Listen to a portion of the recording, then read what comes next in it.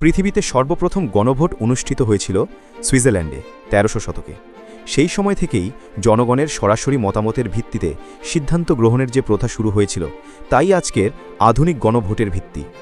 বাংলাদেশে সর্বশেষ গণভোট অনুষ্ঠিত হয় ১৯৯১ সালে। এরপর কেটে গেছে ৩৪ বছরেরও বেশি সময়। ফলে আজকের জেনজি নতুন প্রজন্মের ভোটারদের কাছে গণভোট একটি প্রায় অপরিচিত ধারণা।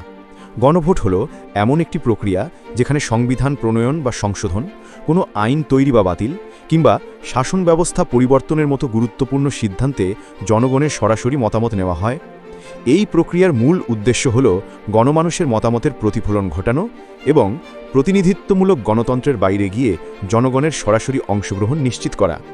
প্রফেসর শাহিদুজ্জামান বলেন, স্পষ্ট যে যদি গণভোট হয় তবে জুলাই বিপ্লবের অভ্যুত্থানের ভিত্তিতে তৈরি জুলাই সনদের ওপরে সাধারণ মানুষের পূর্ণ আস্থা বা অনাস্থার বহিঃপ্রকাশে চূড়ান্ত মাধ্যম।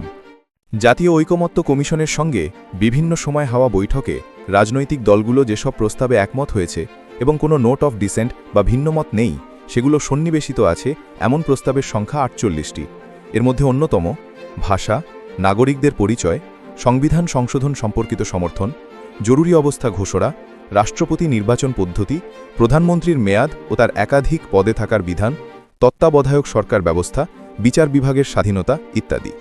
ধরুন, কল্পিত একটি দেশের বিভিন্ন সম্প্রদায়ের জনগোষ্ঠী ভিন্ন ভিন্ন ভাষায় কথা বলে, কিন্তু দাপ্তরিক কাজ ও যোগাযোগের জন্য একটি সাধারণ ভাষা দরকার। তখন সরকার এ নিয়ে একটি গণভোটের আয়োজন করবে। যে ভাষার পক্ষে সাধারণ মানুষ হ্যাঁ ভোট বেশি পড়বে, সেটি তখন সংবিধানের রাষ্ট্রভাষা হিসেবে অন্তর্ভুক্ত হবে। রাজনীতি তিনকাল বইয়ের তথ্য অনুযায়ী বাংলাদেশে ১৯৭৭ সালে প্রেসিডেন্ট হিসাবে জিয়াউর রহমান ক্ষমতা গ্রহণ করে ৩০ মে প্রথম গণভোট অনুষ্ঠিত হয়। ওই গণভোটে একটি কালো রঙের বক্সে হ্যাঁ এবং অপরটিতে না লেখা ছিল। ওই গণভোটের বিষয় ছিল রাষ্ট্রপতি হিসাবে জিয়াউর রহমানের প্রতি এবং তার গৃহীত নীতি ও কর্মসূচির প্রতি জাতির আস্থা জ্ঞাপন। দ্বিতীয় গণভোট হয় ১৯৮৫ সালের ২১ মার্চ। ক্ষমতায় তখন লেফটেন্যান্ট জেনারেল হুসেন মোহাম্মদ এরশাদ। এই ভোটের বিষয় ছিল এরশাদের অনুসৃত নীতি এবং তার প্রেসিডেন্ট পদে অধিষ্ঠিত থাকা নিয়ে। এই গণভোটের আগে ১ মার্চ জাতির উদ্দেশ্যে ভাষণ দেন হুসেন মোহাম্মদ এরশাদ। বিগত সরকার ২০১১ সালে পঞ্চদশ সংশোধনীর মাধ্যমে সংবিধান থেকে গণভোটের বিধান বাতিল হয়েছিল। চলতি বছর হাইকোর্ট সেটি পুনর্বহালের রায় দিয়েছেন। যেহেতু বর্তমানে সংসদ নেই, তাই অন্তর্বর্তী সরকারকে গণভোট আয়োজনে আদেশ জারির একটি সুপারিশ করেছে ঐকমত্য কমিশন। অর্থাৎ অন্তর্বর্তী সরকার বিশেষ আদেশ জারি করে গণভোট আয়োজন করবে। জুলাই জাতীয় সনদে মোট সংস্কার প্রস্তাব আছে ৮৪টি। এর মধ্যে ৪৮টি বাদে বাকিগুলোতে নোট অফ ডিসেন্ট বা ভিন্ন মত আছে রাজনৈতিক দলগুলোর। নোট অফ ডিসেন্ট বলতে কোনো কমিশন বা কমিটির সুপারিশের সঙ্গে একমত না হয়ে আনুষ্ঠানিকভাবে ভিন্ন মত প্রকাশ করা।